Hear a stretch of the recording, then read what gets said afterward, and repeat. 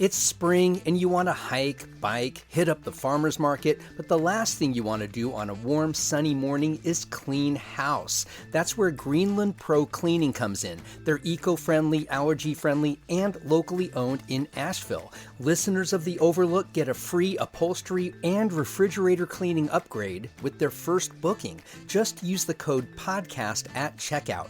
Make the most of your time this spring and visit greenlandprocleaning.com/overlook.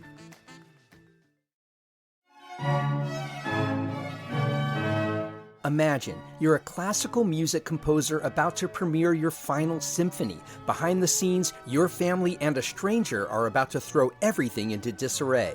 Welcome to A God in the Waters, the latest play by the venerable Asheville writer David Brendan Hopes. Look for a lot of laughs, but also a deeper reflection on the making of art and its impact on the people closest to the genius at work. The Sublime Theater presents A God in the Waters May 9th through 18th at the BB Theater in downtown Asheville. For tickets and details, go to thesublimetheater.org.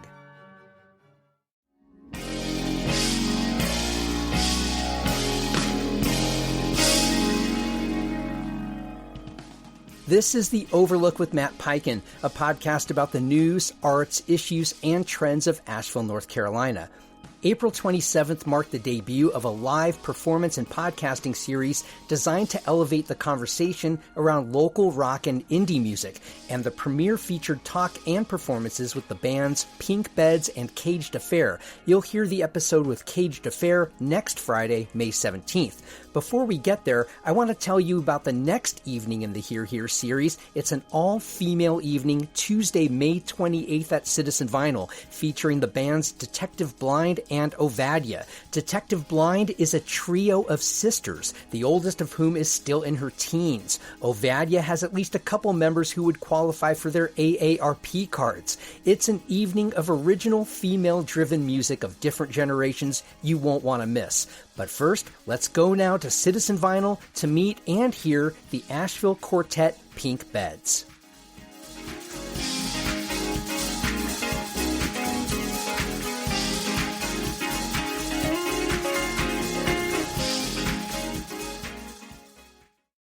Welcome, everyone, to the very first Hear Here, presented by my podcast, The Overlook with Matt Peiken, and Citizen Vinyl. Now, a lot of my musical discoveries for this series, I was just scouring different, whether it was Spotify or just other playlists, and a friend of mine, somebody I know in local music, sent me Pink Beds. I wasn't aware of them before, and it was right on the eve of they're releasing their new album. Spare Key to a Memory is their new vinyl. I just bought it. I love this record. I'm thrilled to have this band on. We're going to start with 3 songs. We're going to do a short interview afterward, and then we're going to close with 2 songs. So without further aplomb, I hate the word ado, as if we're starting, let's have more ado. So then we could say with no further ado. Pink Beds.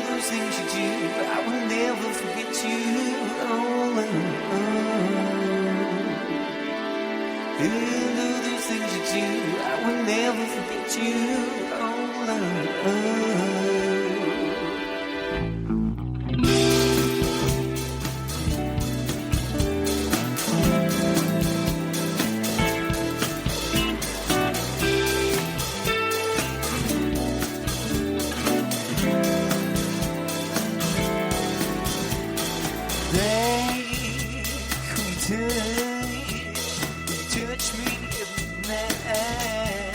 Break when cold.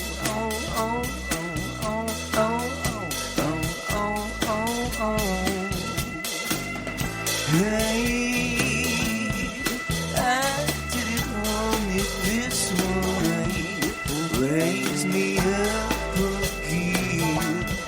Raise me up again. Fall to the fight. We want to know. Time has changed things. All I want you to know is, and all those things you do, I will never forget you. And all those things you do, I will never forget you. And all those things you do, I will never forget you. And all those things you do, I will never forget you.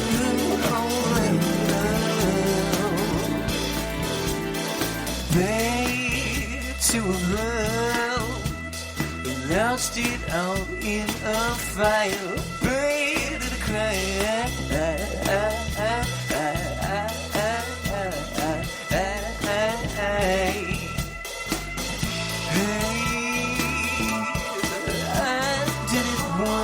This way, raise me up again, raise me up again, fall to the floor, we will know.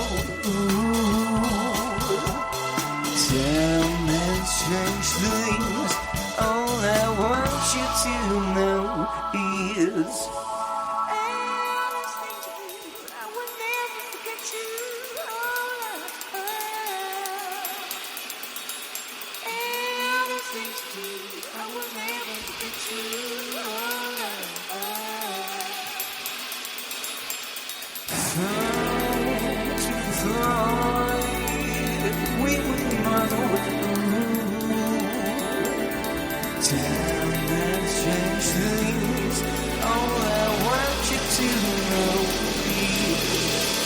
and now these things you do, I will never forget you. And now these things you do, I will never forget you. And now these things you do, I will never forget you.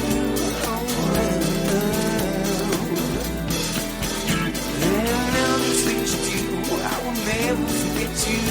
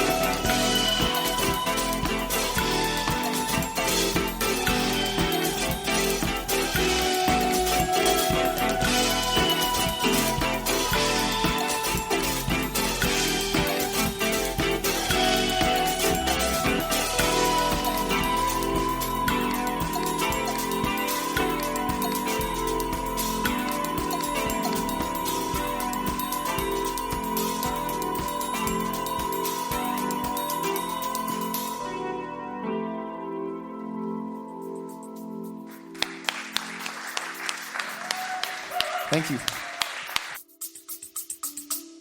More after this.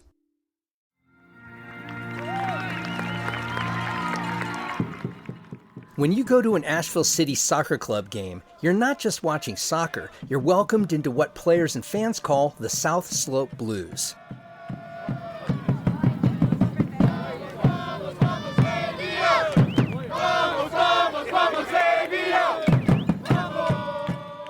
The South Slope Blues, they're amazing. This is the coach of the women's team, Brooke Bingham. The atmosphere is what makes Asheville City Soccer so great.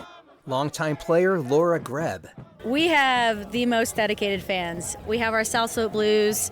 They post up in the corner of the field every game. They've got their drums, they've got their smoke, they've got their loud voices. You can hear them for miles. Elite men and women players from throughout North Carolina team up in Asheville for a 2-month season against other aspiring pros from all over the Southeast. Home games this season begin May 18th at Greenwood Field on the UNC Asheville campus. For details, tickets, and your first steps into the South Slope Blues, visit Asheville City Soccer Club at ashevillecitysc.com.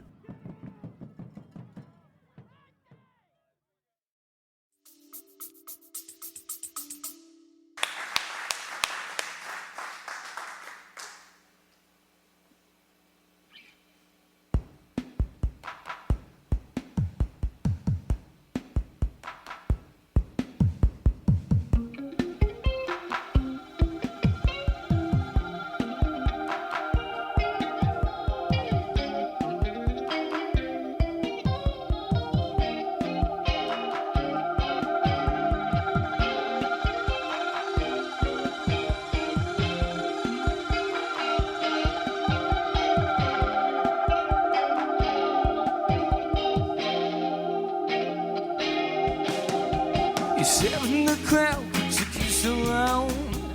17 down, haven't played my sound in so long. Walk from the road.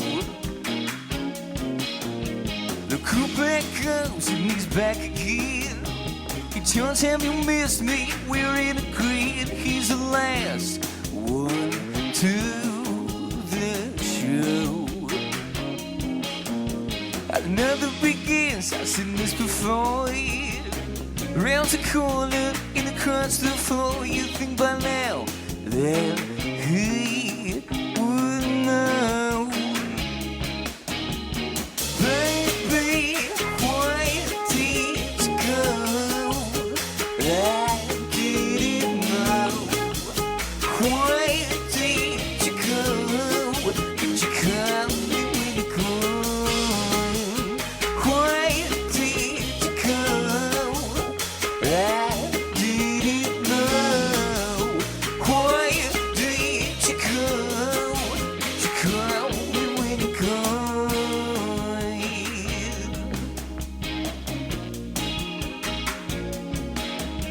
I'm going to bed, and that's all I said. Didn't think it would make you cry, and I did try. I want myself to slip out a moment's grace. Inconvenience, repeal our taste from your tongue and from my touch. Baby, why did you go? I didn't know. Why did you go? Did you come when you go? Why did you go? I didn't know.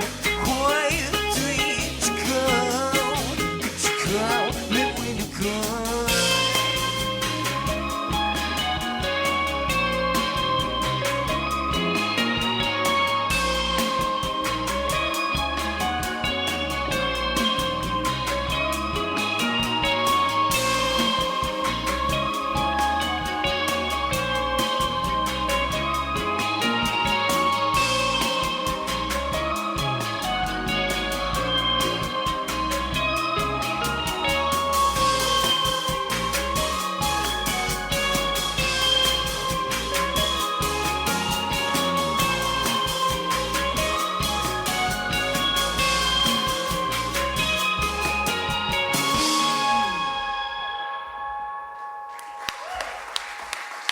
Thank you.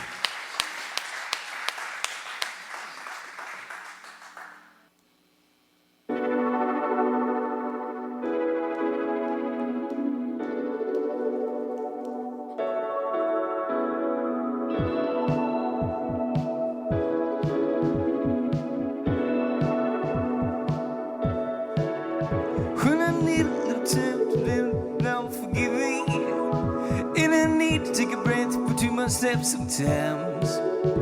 And I'll leave spare key to a memory. I'll leave it on the back porch before I go. When I need a little time to freshen up, forgive me. And I need to take a breath between my steps sometimes. And I'll leave a spare key to a memory. I'll leave it on the back porch before I go. I believe you believe in me. So tonight we try, we can turn into something more. I believe it on the back porch before we go. Oh, dramatic, ain't no doubt about it. Think that it's a habit, sounds a bit more tragical. Can we go and have it? Leave it on the back porch before we go.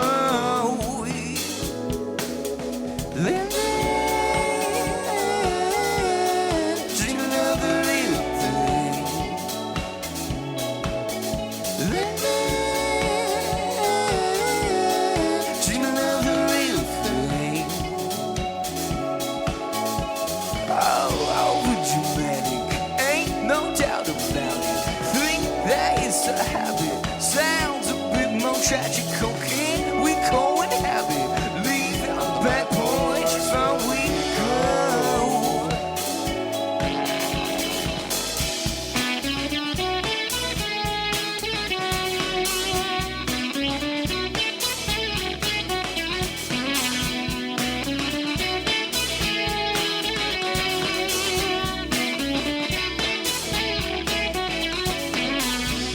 I believe you believe me. So tonight if we try, we can turn into something more. I believe you believe on the back porch before we go. Oh, dramatic, ain't no doubt about it. Think that it's a habit, sounds a bit more tragical. Can we go and have it? Leave it on the back porch before we go.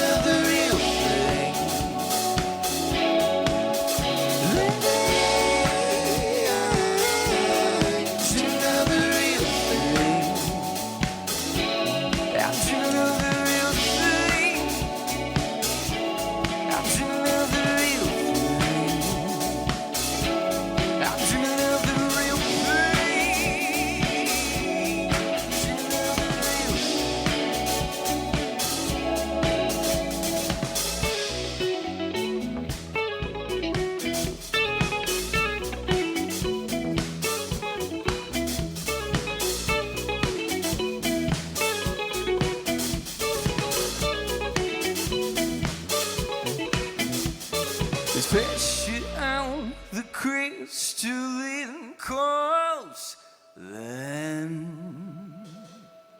The waves beat down the ground, the same. Especially on the crystalline coast land. The waves beat down the ground, the same.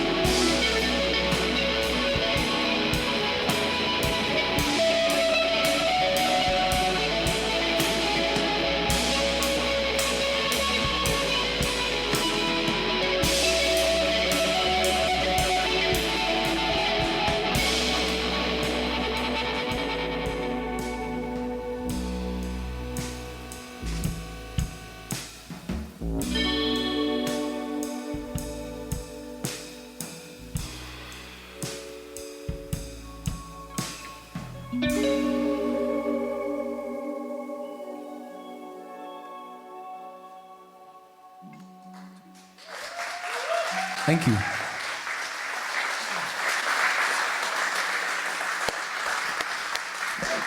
Pink Beds, everyone. Thank you so much for being here. First, I want to introduce the band. We have Aaron Aiken on vocals and guitar, Jackson Van Horn on guitar and keys, Logan Hall on bass, and Ryan Sargent on drums and percussion. I have a lot of thoughts that are colliding, and one of the commonalities with the two bands tonight, they're both, I guess we would call broadly pandemic era bands. They're really new and they really came of age during the pandemic. And I want to ask you first, Aaron, were these songs incubating within you for a long time before you gave birth to them through this band? Or tell me the genesis of that. Yeah, totally. I had like 2 or 3 left over from my last band, and we just never practiced them. They never came to be recorded. I had those to start with, and then once we started jamming with those, the other ones just came. But yeah, I already had something there. Was your previous band similar in style? Sort of, yeah, pretty close. They were called The Remarks. Now, these are obviously influenced from 70s, 80s sounds, everything from disco to, I hear Brit pop in there. There's a lot of modern stuff like MGMT and Arctic Monkeys and Flaming Lips. I was hearing all of that in your music. And I'm curious, what music did you and your brother, who's in this band, what did you grow up with? Brother, you want to speak on that? So Aaron and I have been playing music together since probably around the time we were in late middle school, early high school. And a lot of the stuff we came up on was from the resurgence of the indie scene, specifically in the New York and the UK scene. Bands like The Strokes, Arctic Monkeys, things of that sort. But a lot of the really early stuff we were playing together honestly came out of Guitar World magazine. We would just find whatever tabs they had in there and just learn them together. And I think that kind of influenced the broad spectrum of what we draw from in terms of what we write. What's really interesting is that you drew some of this from Guitar World, and I think of Guitar World as a rock guitar magazine, at least at its heart. Everything from the Yngwie Malmsteens and Eddie Van Halen's of the world. Was it hard for you to pick apart this music and learn how to, because I don't see Guitar World as a natural home for that kind of music, or was it? Am I wrong in that? No, I think that's where everyone starts. You want to play AC/DC and stuff. It's just fun. When you get your first amp, you just want to turn it up. What steered you away from that? Because I would think, especially young people getting into rock music, I wouldn't see disco as a natural sort of pivot point. Did you grow up with that kind of music? Did your parents have records? No. What turned you on to that from a creative standpoint? I don't know.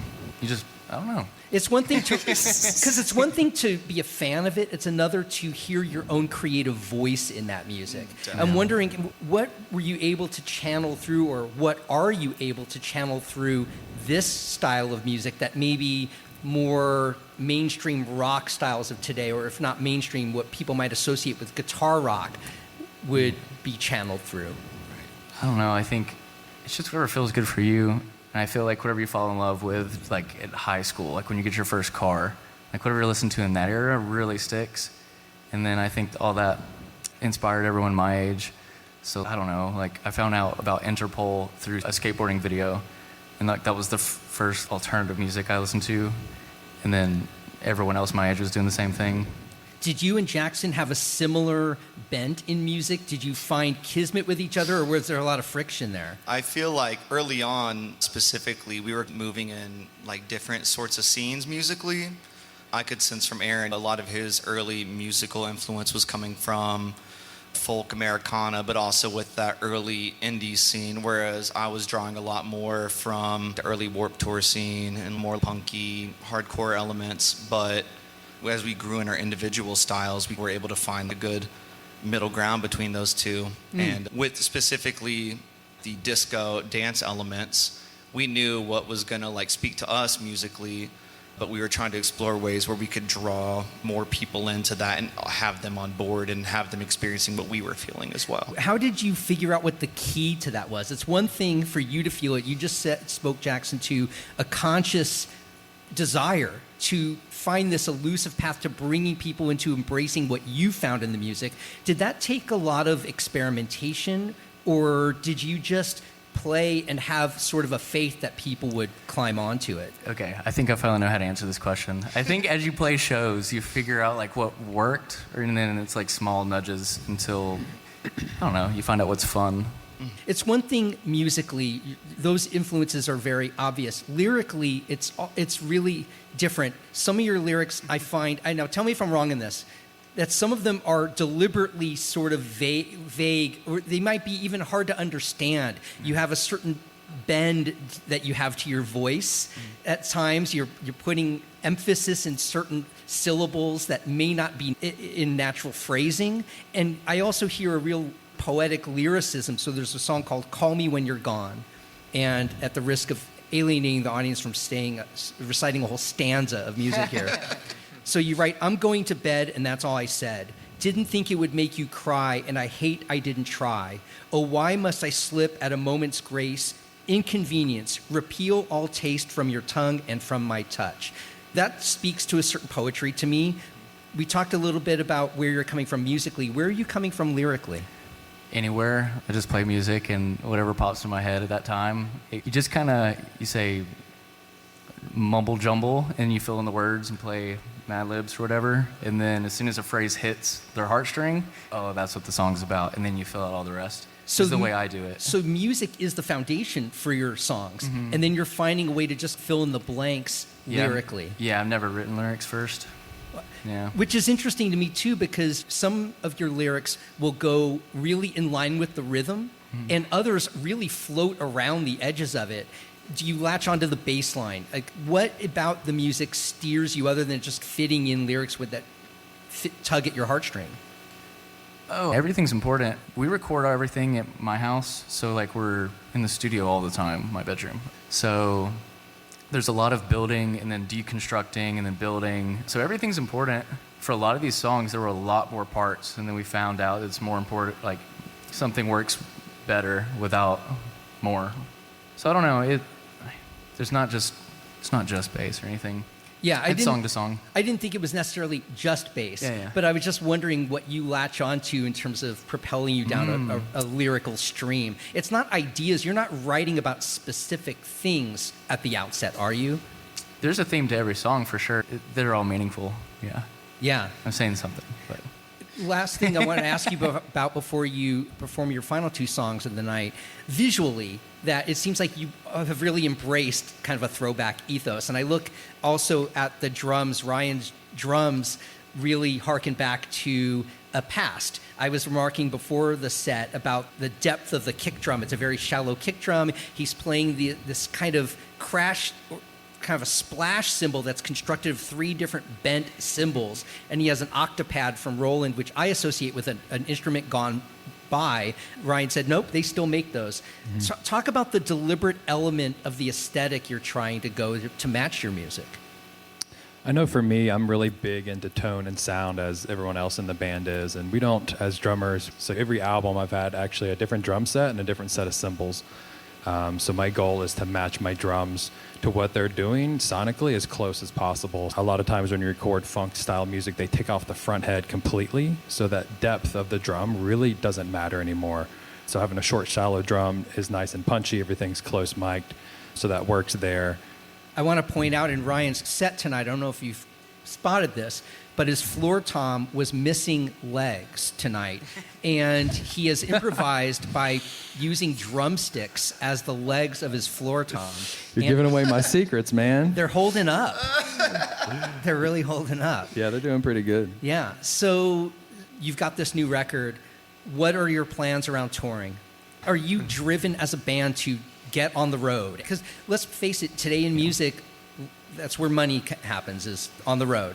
That's where money happens? Yeah, that's where money happens. We're missing out then. Yeah, that's what everybody says. I'm just curious if that is an ambition of yours to have this band find some financial traction and be a success and live on the road that way. Yeah, I don't know. I think the internet is the most powerful tool until people in those other cities know about us to come to those shows, or else we're just going to be playing empty rooms. Exactly. So I don't think touring per se is huge on our list right now. We're going to play important shows for us in a radius. You said you're constantly writing a lot. You're in your home studio. Are you writing now already? Are you pretty prolific in writing is a strong word, but yeah, already coming up with like sounds and things. Try to figure out where we want this next record to go. Sweet. Yeah. Great. Thank you so much for being here, all of you. I'm looking forward to the final 2 songs tonight. Cool. Thanks for Pink having us. Beds, everyone. Thank you for having us. Yeah.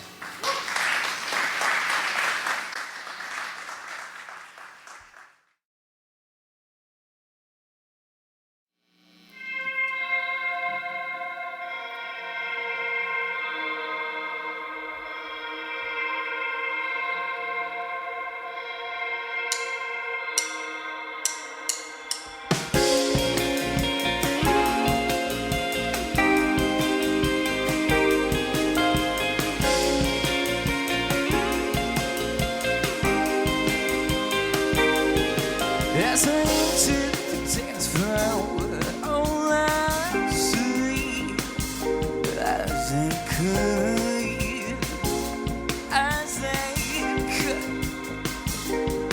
So I head towards the drinks to both my feet. I'm in disbelief.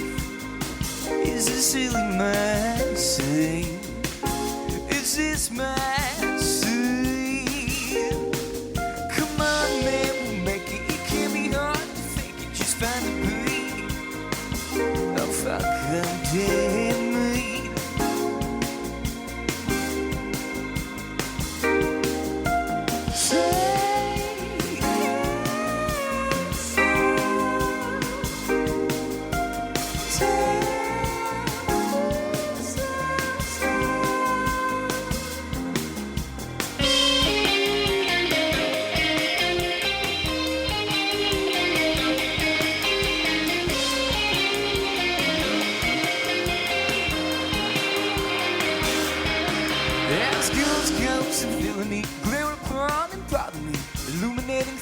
cloaked by G and cheese reveals to me the way, and the rest is history. Dance, dance, when you see the coming from you. Break down all you've got to do. Dance, dance, when you see the coming from you. Break down all you've got to do. Dance, dance, when you see the coming from you. Break down all you've got to do. Dance, dance, when you see the coming for you. Break down all you got to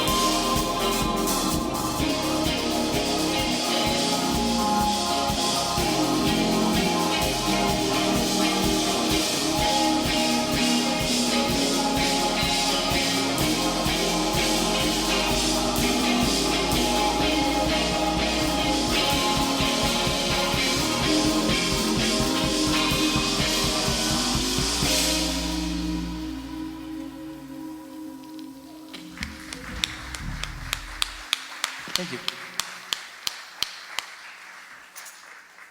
Thank you so much. This is our last song. It's been a pleasure. Thanks for having us. Yeah.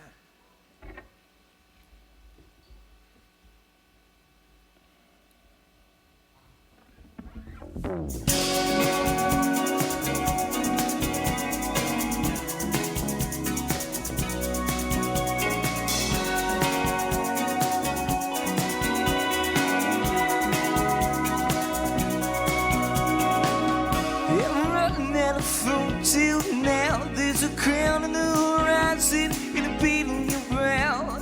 I just see it, what the beat from your brow. Grab the torch, light the furnace, they're ready for you now. Once for two, it is familiar suspense. In golden passion is where the welcome days end. Thanks for being here, I can hope you can see. You would not believe me for a second, my dear.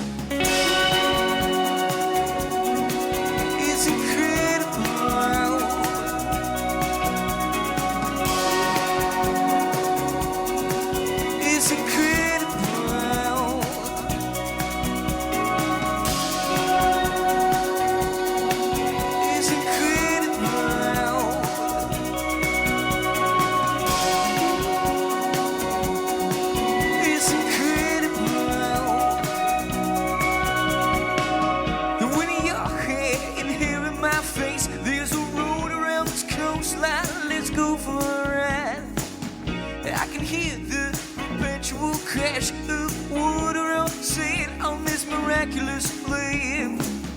When I see it, I can't help but think what a miracle here beneath to fade. Where do I begin? On this rock we spin, I am free. Oh.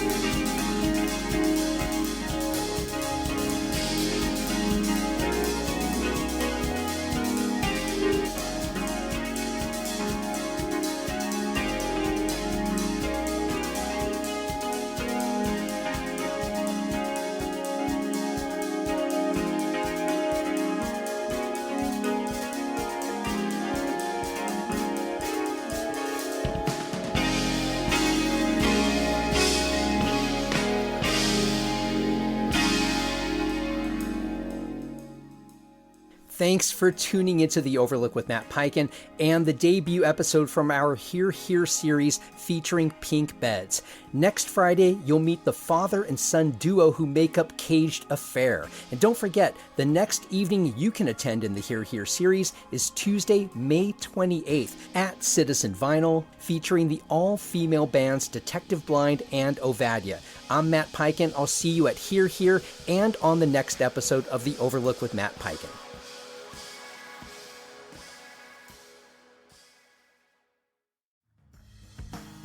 Hey everyone, Matt Peiken here from The Overlook, and I'll get back to my conversation in just a moment. But I'm asking you, the listener, yes, you listening this very moment, is The Overlook making a difference in your connection to Asheville? Do you know more about what makes this city tick and where we're struggling? If you had to give up 1 cup of coffee every month to do your part to keep this show going, would you step up? If you answered yes to any of that, and I really hope you did, please join dozens of other listeners by supporting The Overlook with Matt Peiken through my Patreon campaign by giving just $5 a month. Give it higher levels and you'll earn free tickets to my live podcasting events. Your support means the world to me and helps keep this show free for anyone to hear. Go to patreon.com/The Overlook Podcast.